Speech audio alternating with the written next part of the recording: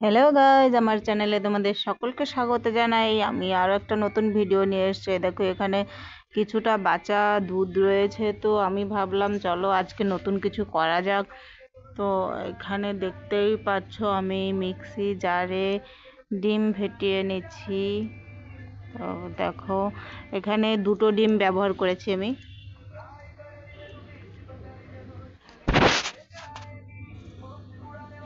সুন্দর করে ডিমগুলো দিয়ে দেবো। এর ভিতরে ছিলকা পড়ে গেলে ওটাও বের করে নিয়ে নিতে হবে। এই দেখো, তো প্রথমে আমি ডিমগুলো মিক্সি জারে দিয়ে ফেটিয়ে নিয়েছি। তো এর ভিতরে যে দুধটুকু ছিল বাঁচা, সে দুধটুকু দিয়ে দিয়েছি।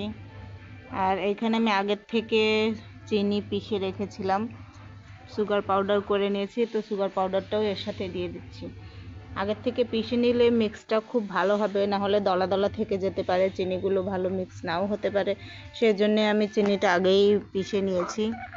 তো দেখো চিনি আমি সবটুকু দেইনি, কিছুটা বাঁচিয়ে রেখেছি ক্যারামেলের জন্য। তো এখানে একটা বোল গরম করে নিচ্ছি, এই বলেই আমি পুডিংটা করব, এগ পুডিং। তো যাই হোক, এখানে আমি সুগার পাউডার কিছুটা দিয়ে দিচ্ছি, এগুলো মেল্ট হতে থাক।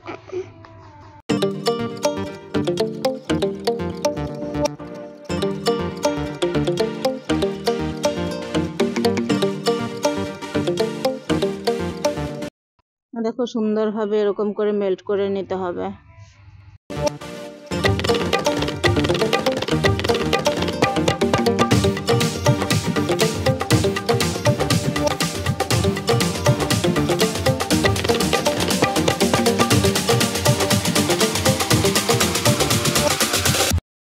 এই অবস্থায় যে মিক্সচারটা করে রেখেছিলাম, মিক্সচারটা এর ভিতরে দিয়ে দেব।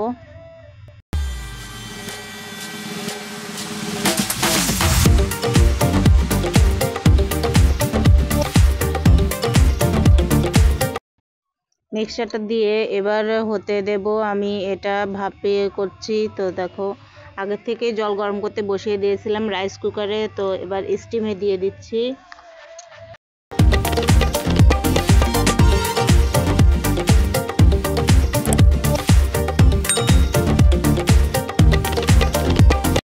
পনেরো থেকে 20 মিনিট আমি স্টিম করেছি, এর ভিতরেই দেখেছি দেখো সুন্দর হয়ে গেছে।